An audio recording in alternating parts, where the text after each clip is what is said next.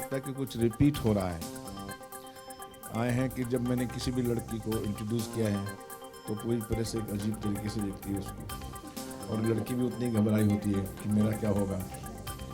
मैं जानता हूँ कि जब माधुरी को मैं प्रेस के सामने लेके आया दिल्ली में, या मनीषा को लेके आया, या महिमा को लेके आया, या ईशा को लेके आया, तो क्योंकि आज हर स्टार जो बनता है वो कभी ना कभी न्यू कमर होता है, कहीं ना कहीं से शुरू होता है, और उसमें एक अपनी घबराहट होती है कि आने वाली जर्नी मेरी कैसी होगी, और लोगों को कुछ शक होता है कि वैसी बन सकेगी या नहीं, ये माधुरी होगी या मनीषा होगी या नहीं होगी। लेकिन मुझे हमेशा कॉन्फिडेंस होता है कि मेरी फिल्म चले ना चले, मैं चलूँ ना चलूँ, ये हीरोइन तो जरूर चलेगी जी।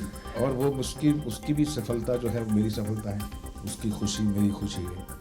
आज जितनी भी हीरोइंस जो आज स्टार्स बनी और अच्छी इनिंग प्ले की उन्होंने, और मैं यही दुआ करता हूँ मिष्टी के लिए भी, क्योंकि मिष्टी एक डिज़र्व करती हैं। इन्होंने इतना अच्छा काम किया है और बहुत सिंसियरली काम किया है। कांची का रोल जो बहुत डिफ़िकल्ट रोल था अनुराग जी, क्योंकि एक पूरी पिक्चर हीरो स्टार संभाल सकते हैं, शाहरुख खान, आमिर खान, और हीरो और वो भी मेल संभाल सकते हैं, लेकिन फीमेल का एक कमर्शियल फिल्म को संभालना बहुत मुश्किल बात है। एक कॉन्सेप्ट फिल्म हो, एक लड़की कहानी है तो संभाल लेते हैं, क्योंकि वो हाई कॉन्सेप्ट है, एक नया कॉन्सेप्ट है। लेकिन एक फिल्म को, पूरी 2.5 घंटे की फिल्म को, जिसमें सातों मसाले हों, पूरी कमर्शियल फिल्म हो, लव हो, एक्शन हो, ड्रामा हो, कॉमेडी हो, सॉन्ग्स हों, सबको संभालना एक छोटी सी नन्ही सी जान के लिए बहुत प्रॉब्लम था। लेकिन मेरी कहानी भी यही थी, मैंने इसलिए नई लड़की को लिया कि वो उसको सब कुछ संभालना है। वो छोटी सी एक लड़की है जो कि उत्तराखंड से आती है, और उसने पूरे देश का भार उसके सामने आ जाता है, देश का सवाल आ जाता है, बड़े बड़े पावर्स आ जाती हैं उसके सामने। जैसे इसके सामने फिल्म आई तो उतनी ही दिक्कतों से कैसे गुजरती है, कांची जैसे गुजरती है वैसे ये भी गुजरी है, जैसे ये गुजरी हैं वैसे कांची गुजरी है। इसलिए मैंने नए फेस का चयन भी किया, सिलेक्शन किया, and I am happy for the film today. And क्योंकि ये फिल्म जो है इसमें सब कुछ है, आप ये समझ लीजिए। एक सुभाष घई की एक टिपिकल फिल्म है। मैं आपको मालूम है मैं कभी आर्ट फिल्म तो बनाता नहीं, मैं कमर्शियल फिल्म बनाता हूँ, और जिसमें सातों मसाले होते हैं। लेकिन उस सातों मसालों को एक कितनी खूबसूरती के साथ, एक मैसेज के साथ, एक इमोशन के साथ पेश करना, वो मेरा प्रयास रहता है।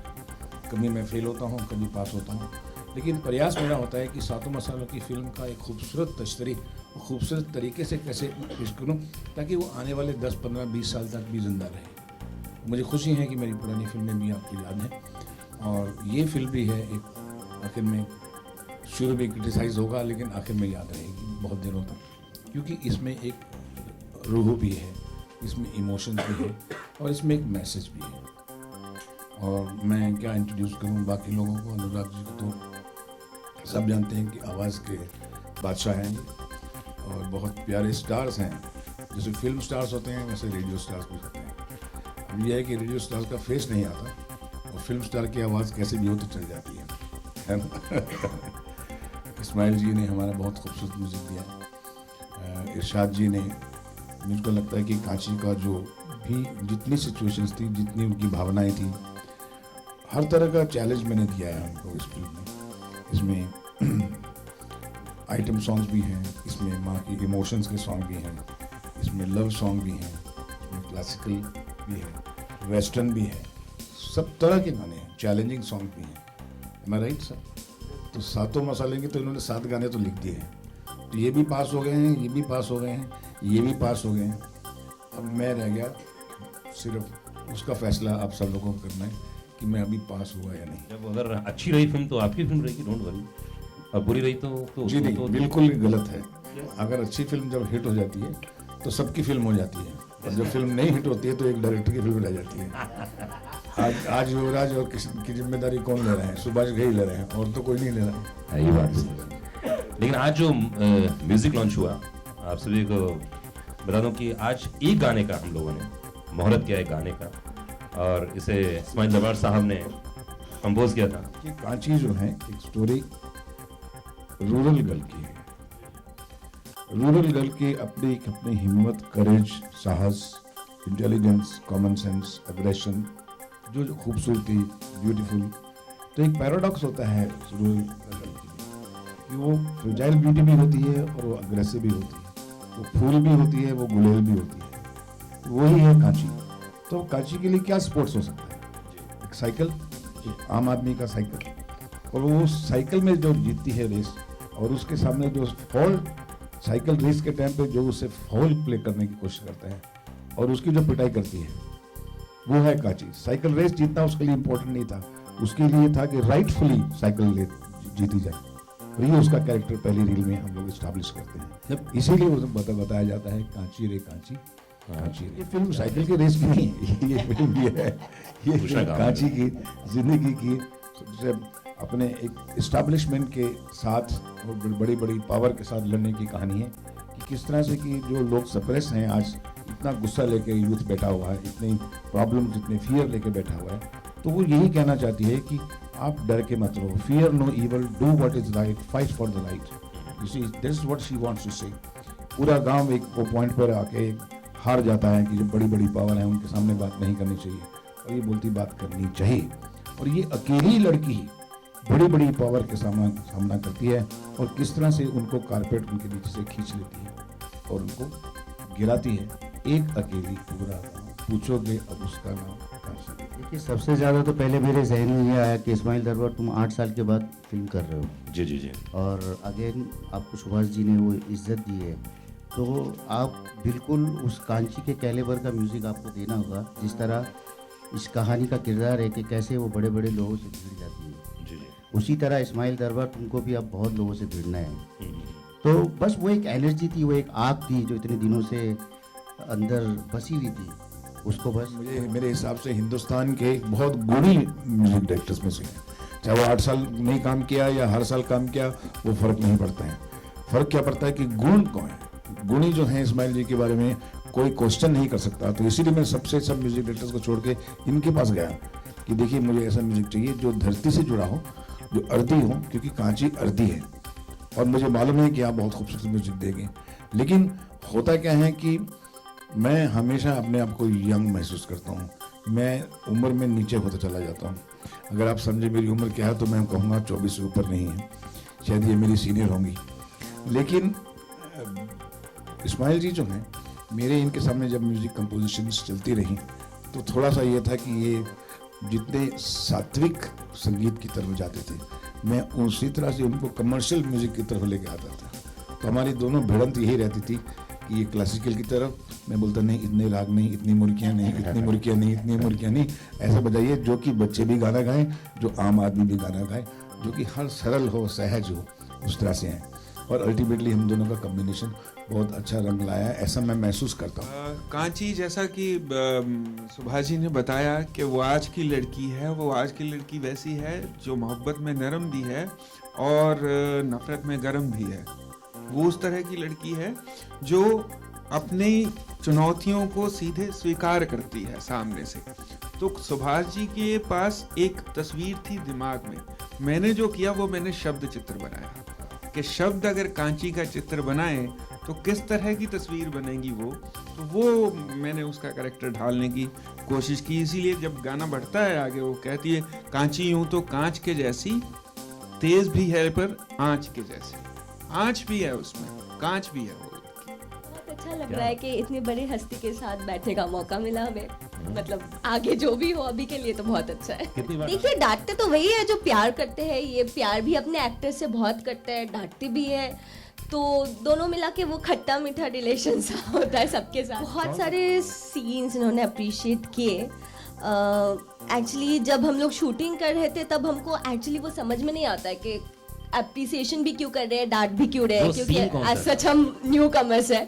लेकिन जब वो सीन उभर के आता है फिल्मों में, जब हम स्क्रीन में देखते हैं, तब हम जाके समझते हैं कि हमको डांटा क्यों था और अप्रिशिएट क्यों किया था। ऐसे बहुत से सीनों में किया था, पर अभी तो कौन सा सीन था, मतलब अब ये बहुत सारे सीनों में किया था। आई थिंक गाने में बहुत अप्रिशिएट करते थे, गाने के सीन्स में, क्योंकि लोकेशन भी अच्छा होता था तो हम भी खूबसूरत लगते थे। मदर के साथ लड़ने झगड़ने का एक सीन था, तो वो सीन सुभाष जी को बहुत पसंद आया था, तो तभी उन्होंने बहुत अप्रिशिएट किया।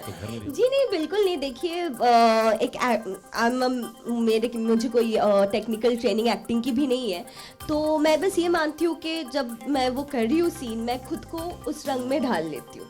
तो तब आप ये इमेजिन करते हो कि हमारी ज़िंदगी में हो रहा है, तो आई थिंक वो नेचुरली आना चाहिए किसी भी एक्टर। अभी आप तो पीछे ही पड़ गए सीन के, पूरा फिल्म बता दो। क्यूरियोसिटी अभी आप में है तो आप देखने जाओगे, तो आपकी इस क्यूरियोसिटी को मैं ख़त्म नहीं करूँगी मैं सीन बता के। नहीं, मैं जानता हूँ कि एक सीन इसने बहुत अच्छा किया था, और मैं क्यों तारीफ कर रहा हूँ इसकी। एक सीन था जिसमें कि ये अपनी माँ से झगड़ती है, और माँ बोलती है कि देखो सरकार से और पावरफुल लोगों से लड़ना अच्छा नहीं जी। और तब ये देखो कहती है कि नहीं, तुझे शांति चाहिए, मुझे शांति नहीं चाहिए, मुझे इनसे करना है, मुझे कार की तरह जिंदा नहीं रहना है। ओके।